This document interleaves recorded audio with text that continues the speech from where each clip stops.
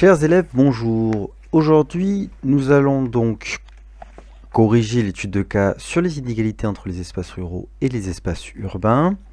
Et nous allons voir les conséquences de l'étalement urbain sur les espaces ruraux et ce qu'on appelle la périurbanisation et de manière plus générale le périurbain. Avant de commencer, je vais faire quelques commentaires sur l'organisation. Tout d'abord, je voudrais vous rappeler que nous avons mis en place un groupe WhatsApp en vue de l'inefficacité de l'ENT et de Pronote à cause de la saturation. Donc j'encourage ceux qui ne seraient pas encore sur ce groupe de contacter vos camarades afin qu'ils vous mettent sur ce groupe WhatsApp qui nous permet d'échanger et surtout qui vous permet de me faire passer sans entrave les documents, les exercices que je vous demande. Alors d'autre part, je voulais vous dire, je suis assez satisfait de votre suivi puisque je vois que la vidéo a été vue autant qu'il y a d'élèves et je vois aussi que bon nombre d'entre vous ont fait le travail et l'ont bien fait. Attention cependant, alors qu'il reste que quelques heures pour vous pour m'envoyer le travail, il y a encore une dizaine d'élèves qui ne l'ont pas fait. Donc de manière générale, j'aimerais vous demander de m'envoyer ça le plus tôt possible afin que je puisse adapter ma correction selon vos erreurs. Et puis, je vous demande bien évidemment de bien faire ce travail. Je tiens à vous rappeler que nous ne sommes pas en vacances, que c'est un temps particulier international et qu'il vous faut travailler pour la continuité pédagogique. Je vous rappelle que vous allez avoir les E3C à la fin de cette période. Donc il s'agit d'être très rigoureux et de bien suivre ce rythme de travail. Je tiens à vous dire tout de même que cette forme de travail est assez chronophage. Donc si je vois qu'il y a beaucoup d'élèves qui ne jouent pas ce jeu-là, et bien dans ce cas, je vous transférerai des cours sous forme de papier, des interrogations classiques. Bien, ceci étant dit, je tiens à souligner la maturité de ceux qui ont joué le jeu avec des très bons travaux. Alors, je vous explique très rapidement le fonctionnement des notations que je vais mettre pour les exercices. Vous avez un exemple ici donc qui n'est pas le vôtre, où vous allez tout simplement avoir par élève votre nom et la réalisation des exercices avec des notes ou des appréciations générales qui donneront à une note finale, donc une des 3 notes que vous aurez pour cette période de travail numérique. Donc vous avez tout intérêt à bien le faire. C'est sans doute la note la plus facile que vous pouvez avoir. Vous pouvez facilement avoir une très bonne note. Bien. Donc effectivement, hein, rappelez-vous, l'ENT pose des problèmes, donc n'hésitez pas à communiquer avec moi via WhatsApp. Alors, reprenons. Donc effectivement, il y a eu des bons travaux, notamment des personnes qui ont fait appel à leurs connaissances et leur expérience personnelle dans le milieu rural. Donc c'est très bien, il faut continuer ainsi. Voyons en détail ce que j'attendais de vous. Donc sur les 3 premières questions sur la vidéo, donc quelle est la principale contrainte de la vie en mode rural qui est ici mise en avant? Dans cette vidéo, la vidéo commençait en mettant en avant une personne qui veut expliquer qu'elle avait besoin de prendre à peu près 20 minutes pour faire ses courses, tout simplement. Donc, ce qui est mis en avant, c'est l'accès aux services quotidiens qui est très restreint. Et de manière plus générale, les mobilités qui sont difficiles. On va le voir tout au long de l'étude de cas du manuel. Quelle est la conséquence de cette contrainte? Eh bien, c'est une désertification. C'est-à-dire que les habitants quittent ces villages puisqu'ils n'ont pas accès aux services quotidiens. Ça peut être des services de santé, des services d'approvisionnement. Donc forcément, les habitants vont se lasser de ces difficultés et vont aller souvent s'installer en ville. Et donc c'est un cercle vicieux puisqu'on va avoir la fermeture de certains commerces. Donc quelle est la solution trouvée par la commune d'Axat? Eh bien, la solution qui est trouvée, ça va être que la mairie va financer des services. Là, en l'occurrence, ça va être une station d'essence, par exemple. Et donc, en proposant ces services, on va avoir l'arrivée de nouveaux habitants, sans doute de communes qui en sont dépourvues d'ailleurs, hein, des communes alentours. Et donc, cette arrivée d'habitants, elle va permettre ou provoquer l'ouverture de nouveaux commerces, de nouveaux services. Donc c'est un cercle vertueux à l'inverse, hein, qui va redynamiser la commune. Nous allons donc passer maintenant à la correction de l'étude de cas du manuel. Alors, Là aussi, sans doute à cause d'une surfréquentation de son site, le site de votre manuel ne fonctionnant plus, je n'ai pu vous proposer qu'un screen de ma vidéo précédente. Donc vous m'excuserez pour la qualité, j'espère qu'elle sera assez bonne pour que vous arriviez bien à lire ce qui est écrit. Dans la question numéro 1, on vous demandait en premier temps d'expliquer le manque d'attractivité de ces espaces ruraux. Alors, c'est surtout dans le document 2 qu'on pouvait l'observer, puisque donc dans ce témoignage d'un jeune couple, on voyait que le manque de commerce était mis en avant, mais aussi de services. Donc on revient aux mêmes idées que la vidéo, avec un déficit de médecins. Et on peut voir aussi un taux de chômage. Donc il y a un manque de travail, tout simplement, et un manque de services de proximité. Donc ça, ce sont les problèmes qui sont propres aux espaces ruraux.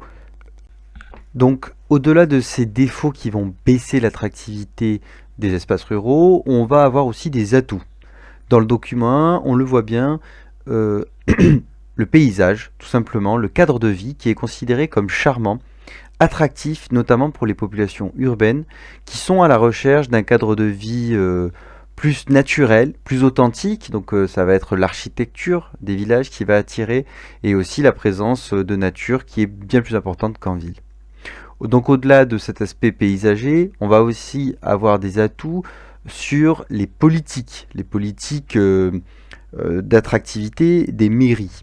Alors on l'a vu dans la vidéo, rappelez-vous, avec l'investissement financier, mais on le voit aussi là dans les propos du maire d'un village, où il essaye de mettre en avant ce qu'il faut faire pour faire venir les jeunes, c'est-à-dire développer le travail tout simplement.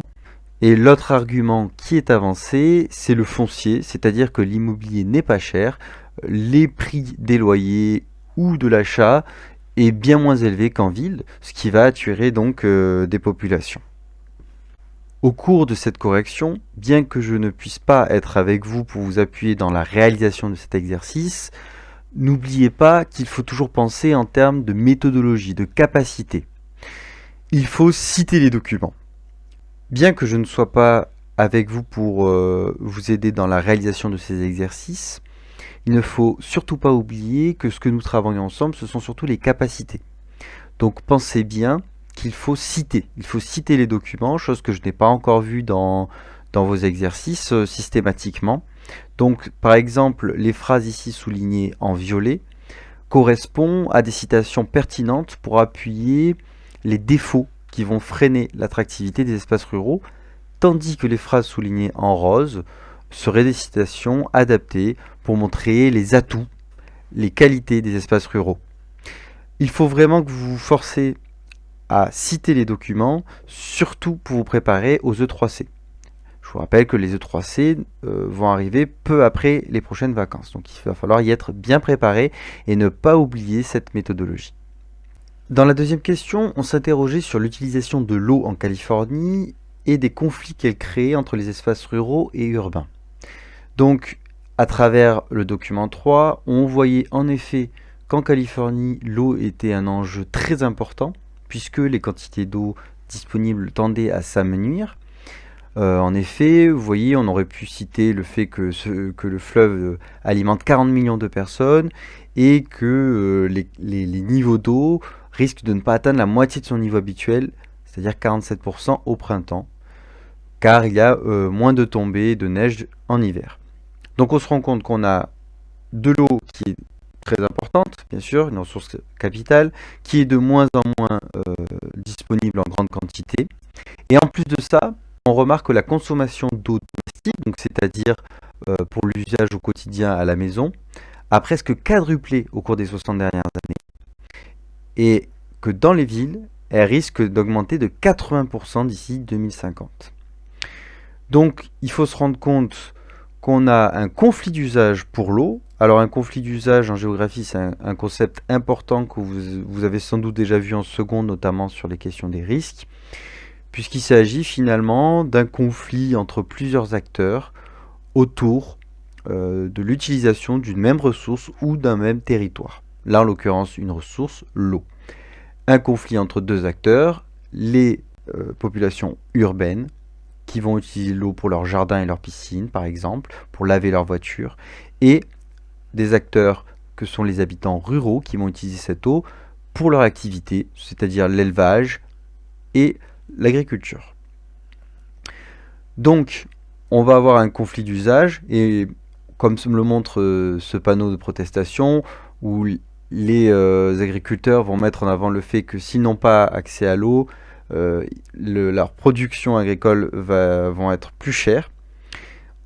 Ça pose des questions entre quelle est l'utilisation la plus légitime de l'eau, entre produire de la nourriture et avoir une utilisation récréative et décorative de l'eau, à savoir avoir un jardin bien vert et une piscine dans des régions assez sèches comme la Californie.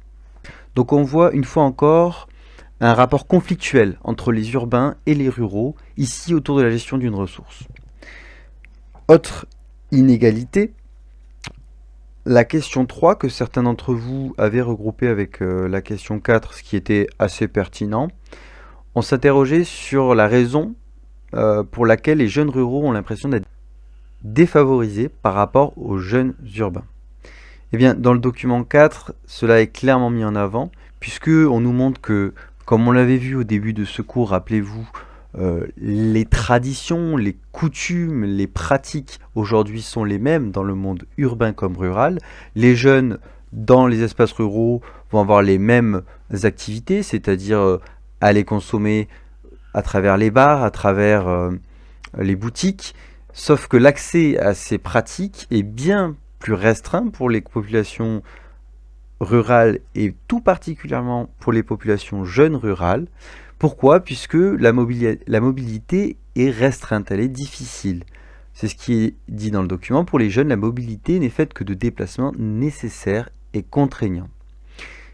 Il faut réfléchir très rapidement. On se rend compte qu'en comparant les transports disponibles à Lyon, par exemple, où on va voir le tram, le métro, les bus, les taxis, on va avoir beaucoup plus de transports efficaces et accessibles que dans les espaces ruraux où cela va souvent se réduire à quelques bus avec une fréquence peu élevée.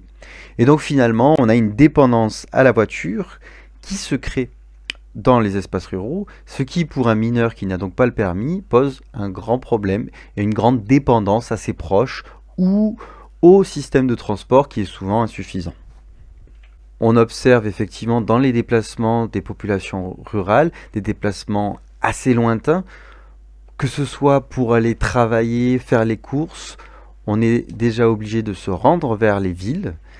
Et pour avoir accès aux loisirs culturels, il faut aller dans les grandes villes. Donc, quand on est dans un espace rural assez loin donc, des grandes villes, et notamment pour les études, les stages et les formations.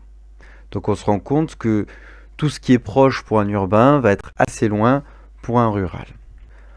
Enfin, pour répondre à la dernière question de l'itinéraire 1, avec les documents 2 et 4, on se rend compte qu'on retrouve la même idée que dans la vidéo du cercle vicieux, qui montre que les espaces ruraux attirent de moins en moins et ont tendance à se dépeupler, ce qui va provoquer une fermeture des commerces et des services qui vont se délocaliser dans les pôles urbains. Donc on a un renforcement des inégalités entre les espaces ruraux qui se vident et les espaces urbains qui se remplissent. Donc la correction de cette activité fait office de trace écrite. Je vous encourage donc à bien la prendre sur vos cahiers. Enfin, pour finir avec cette étude de cas, avec l'itinéraire 2 qui est une conclusion et donc qui fait office de trace écrite, on peut mettre en avant le fait que les habitants des espaces ruraux sont isolés. Ils disposent d'une mobilité plus réduite que celle des urbains. L'offre de transport est moins développée et moins diversifiée, ce qui limite l'accès aux emplois et aux services qui sont de moins en moins nombreux. Cela provoque parfois des situations de précarité et de dépendance à l'automobile pour se déplacer et travailler. Maintenant que nous avons fini la correction de cette étude de cas et que nous avons bien vu les inégalités qui existent entre les espaces ruraux et urbains, On va s'intéresser à un phénomène que nous avons déjà vu au tout premier chapitre, le phénomène d'étalement urbain. Alors, rappelez-vous, le rural se définit par opposition avec l'urbain. L'un et l'autre sont fortement liés. Donc pendant des siècles, le monde rural a surtout été le garde-manger des villes. Le rural avait surtout une fonction nourricière, donc agricole.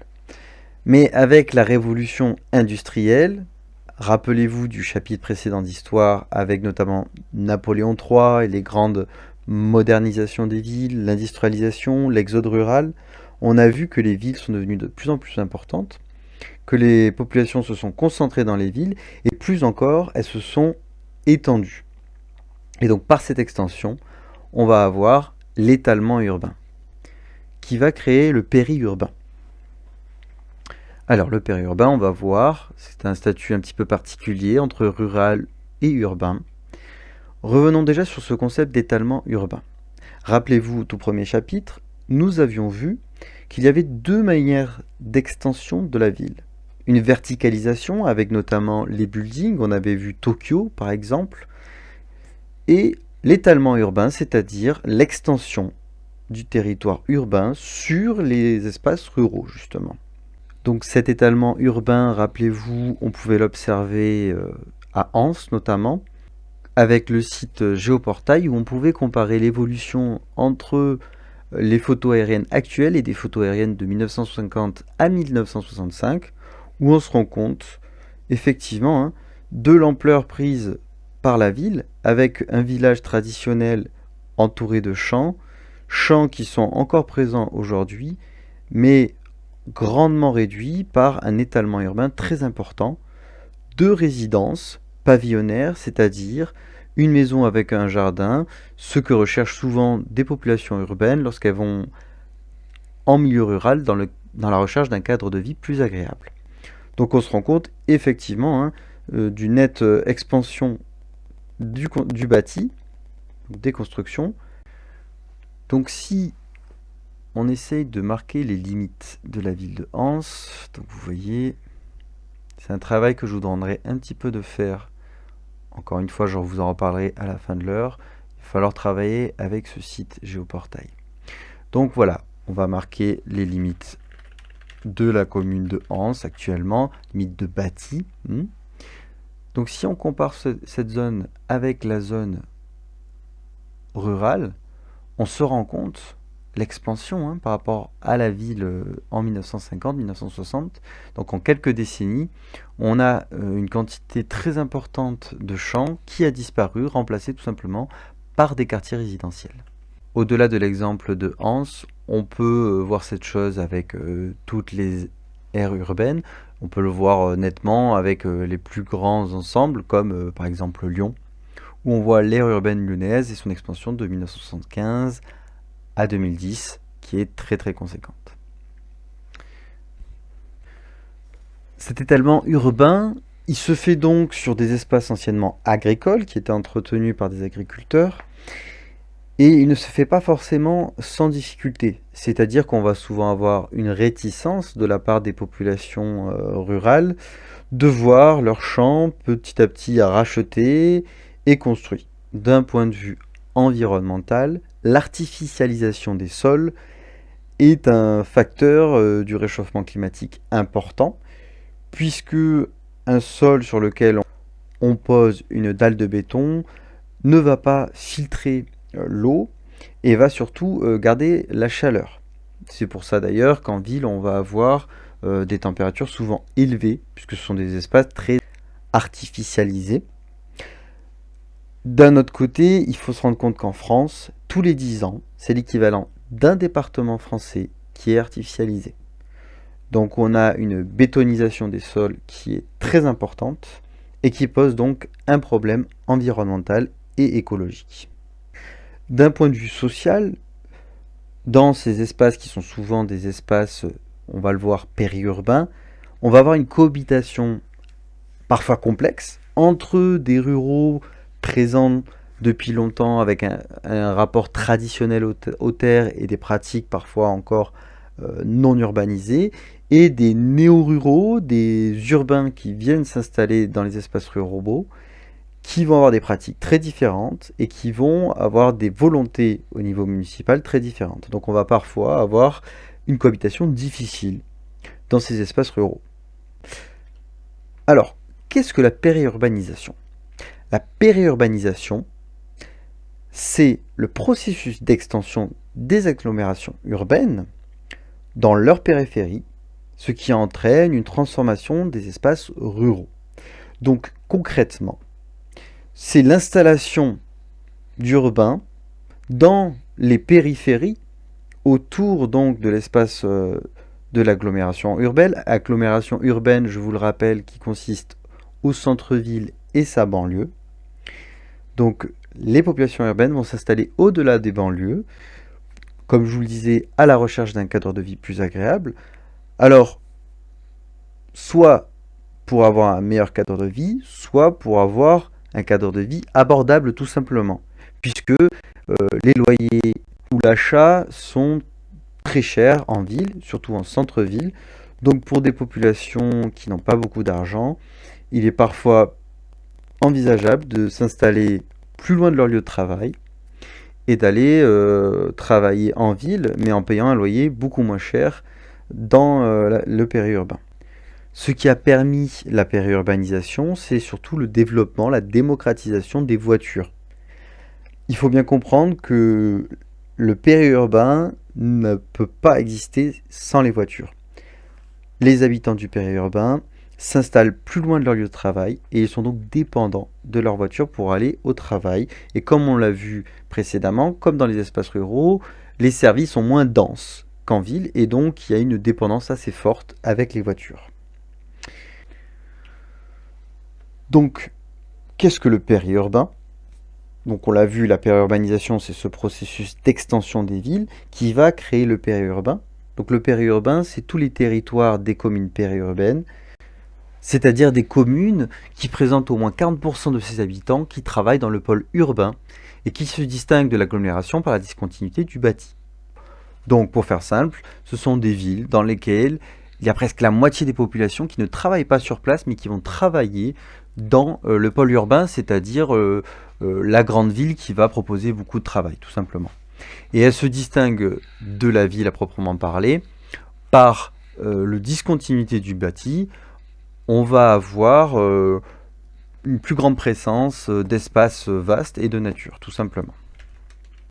Donc ce qui est très important de comprendre avec le concept de périurbanité, c'est qu'une commune périurbaine peut être aussi bien une commune rurale, c'est-à-dire de moins de 2000 habitants, qu'une commune urbaine, donc de plus de 2000 habitants. Donc c'est là où on va voir des situations assez complexes avec des communes rurales, donc de moins de 2000 habitants, qui présentent des caractéristiques propres aux espaces ruraux, avec l'agriculture, des espaces, des paysages naturels, et en même temps on va avoir des habitants urbains qui vont s'installer dans ces communes périurbaines, qui vont un petit peu transformer justement ces communes avec de nouvelles pratiques. Cette périurbanité, on peut la représenter à travers ce schéma. Alors je souhaiterais que vous reproduisiez ce schéma dans vos cahiers. Rappelez-vous, l'agglomération c'est ville-centre et banlieue, et finalement l'agglomération c'est ville-centre et couronne périurbaine. La couronne périurbaine, ce sont tous les territoires donc de ces communes périurbaines. Et donc ces communes périurbaines, je vous le rappelle, ce sont donc ces communes où au moins 40% de leurs habitants travaillent dans la banlieue ou le centre-ville. Donc on parle de migration pendulaire, ce sont en fait des trajets du domicile jusqu'au travail et inversement. C'est pour ça que ça fait le mouvement d'une pendule d'un point A à un point B tout simplement. Si on prend l'exemple de la métropole de Lyon, métropole de Lyon qui est donc une métropole très importante à l'échelle française, on se rend compte par exemple que Villefranche-sur-Saône, Anse notamment, font partie du pôle urbain, c'est-à-dire qu'ils font partie de ces territoires qui sont attractifs, qui vont proposer des emplois, alors que toutes les zones que vous voyez autour en orange correspondent à la couronne périurbaine, ces communes qui vont travailler dans le pôle urbain. Donc c'est pour ça que vous allez avoir beaucoup d'habitants de ces endroits qui vont aller travailler à Villefranche-sur-Saône, par exemple. Ce qui est très important de comprendre aussi, c'est que le développement urbain, il est très dépendant des moyens de transport. C'est pour ça que sur cette carte, on va vous mettre les gares et aéroports qui sont importants, mais aussi on va vous mettre les autoroutes. Vous voyez bien que Anse et Villefranche-sur-Saône se trouvent sur l'autoroute, et c'est pas un hasard. Finalement, l'autoroute, il permet d'habiter de plus en plus loin de la ville. Puisqu'il faut se rendre compte que si on habite dans un espace rural qui est mal desservi, qui ne dispose pas de voies de communication rapides, alors qu'on peut être géographiquement plus proche de Lyon, par exemple ici, on peut mettre plus de temps qu'en étant à Villefranche-sur-Saône, puisque l'autoroute permet de se déplacer bien plus vite. Et il en est de même pour les lignes de train, qui là aussi, on va voir des axes ferroviaires très importants. L'étalement urbain et l'extension de la couronne périurbaine vont avoir plusieurs conséquences. Mais une des conséquences les plus importantes est la transformation des fonctionnalités des espaces ruraux avec la mise en place d'une multifonctionnalité.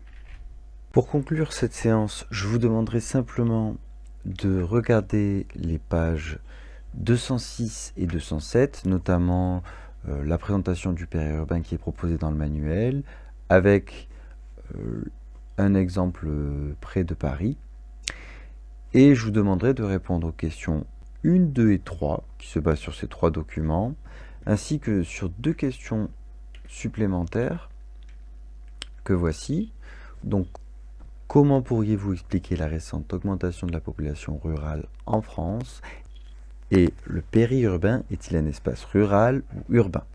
Pour ces 2 questions, il faudra vous aider à la fois des documents, mais de tout le cours précédent. Je vous remercie pour votre attention et j'attends donc ce travail pour dimanche, dernier délai. Merci encore une fois de m'envoyer ce travail au plus tôt. Nous nous revoyons donc lundi pour aborder les nouvelles fonctions qu'acquièrent les espaces ruraux face au contact des espaces urbains. Je vous souhaite une bonne journée.